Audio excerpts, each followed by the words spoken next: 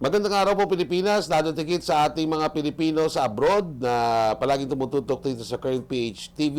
Ako po naman si Ricky Rivera. Ako si Roy Cabonegro. At syempre, pag-usapan namin yung mga mahalaga at mainit na mga issue at mga balita na nangyari po sa Pilipinas. Isa po sa mga nangyari ngayon, nagsampa po ng reklamo. Ito pong mga magulang itong GMA artist na si Sandro Bulak, ibig sabihin si Nino, at ang kanyang asawang si Tupas, nakalimutan ko na first name, dahil po nagkaroon ho daw ng di umano sexual harassment Ako po. laban dito sa dito sa batang ito at ng mga suspect walang iba kundi mga dalawang creative consultants ng GMA Ako po. Entertainment. O pag-usapan ho natin yan. Dito consultant eh. Ano daw? Consultant daw, creative. Di? Sabi talagang sa GMA. Empleyado Ah, talaga. oo, Lalong yun. malala kung ganun nga. Whether or not empleyado sila, the point is, pangalan ng GMA ngayon ang That's nadadaan right. dyan. Oo, may Diba? obligasyon ng GMA po. Isipin nyo, napakalinis po ng brand ng GMA. Di ba?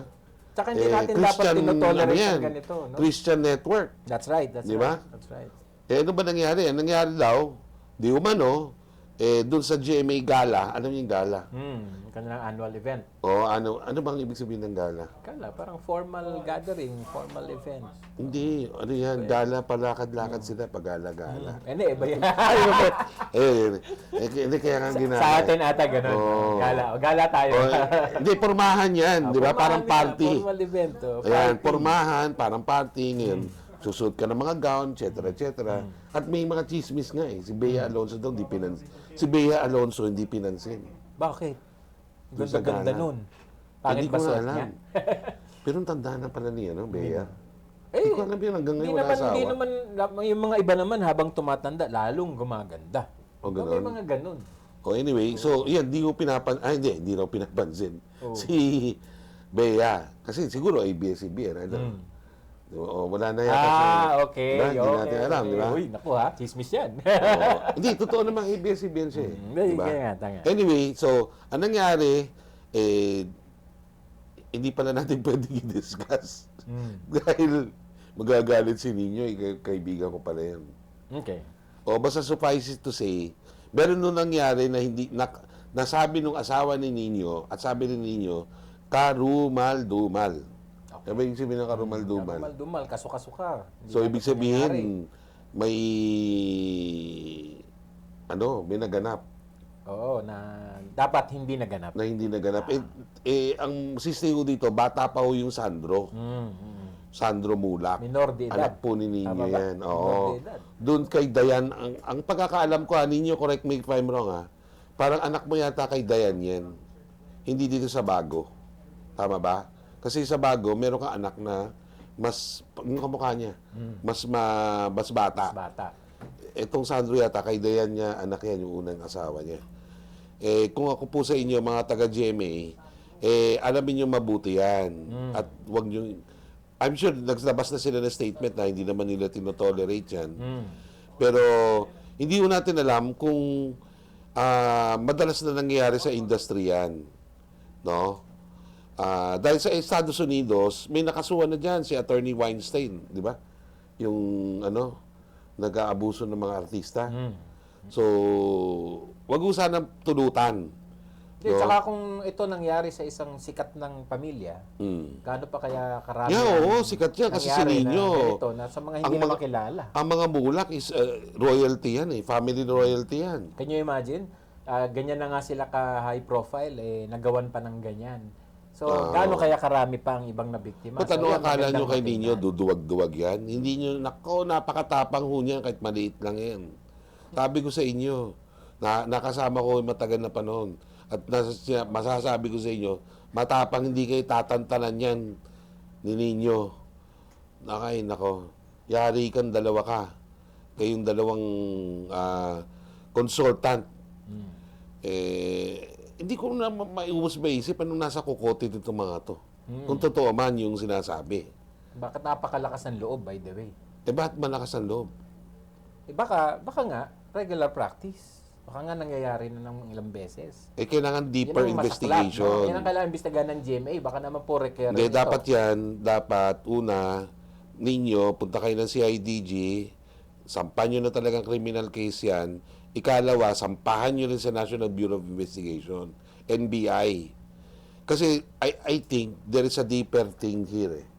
Diba? Kasi may mga chismis na nangyayari, na nagsasabi na ito po ay talamak daw na practice. Ayan, yan ang masaklap dyan. Oo, Hindi pero yung bakit ganyan nyo naman gagawin sa bata?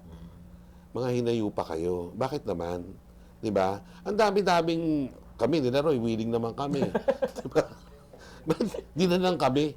Di ba? Tatargetin mo pa Teka, bata. depende sa consultant. Joke lang. Di ba? Oh, bakit naman? Pati, hindi, ako naman, in fairness sa GMA, syempre hindi naman nila alam yan.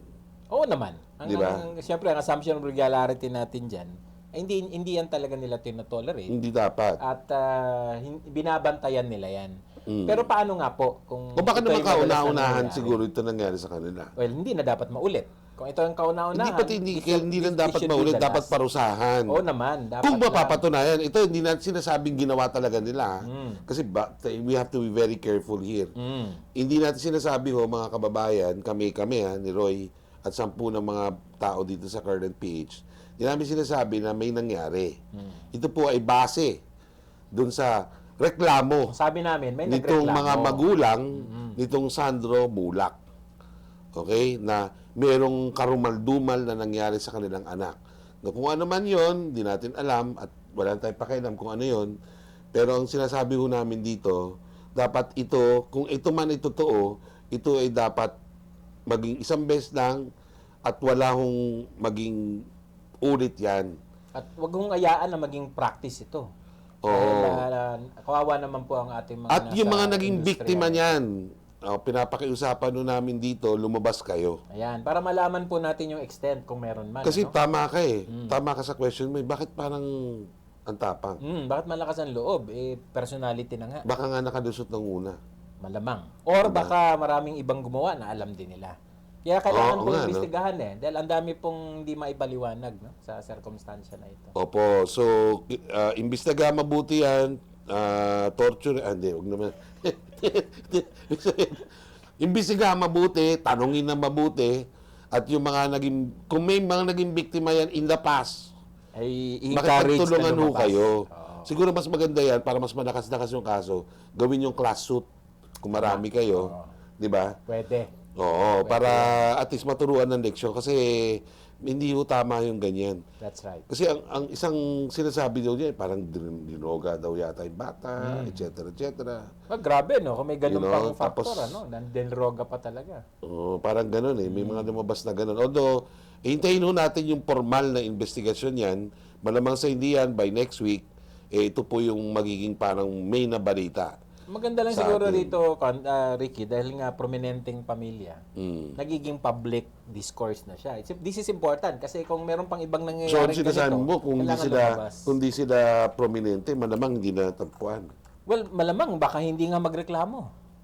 'Di ba? Yan ang Dahil sa dilemma. takot, Dahil ano? sa takot. Dahil kung Pwede. ang kabuhayan nila ang nakasalalay diyan, halimbawa, 'di ba? May mga ganun Tama. Akala mo dahil nag-artista mayaman, hindi po marami po diyan nagsisimula pa lang talagang kahigto ka rin. Kaya kung doon nakasalalay ang buong kabuhayan mo, baka nga tatahimik ka na lang. So para po sa mga ganitong posibleng mga tao na ganyan ang kalagayan, tama po itong ginawa ng pamilyang ito. Para po sa interest ng mga iba. It is Opo. important na ituloy po itong kaso. Tuluyan yung mga yan. Yung dalawa na yan. Tuluyan. At para hindi pamarisan. Maraming salamat po mga kababayan.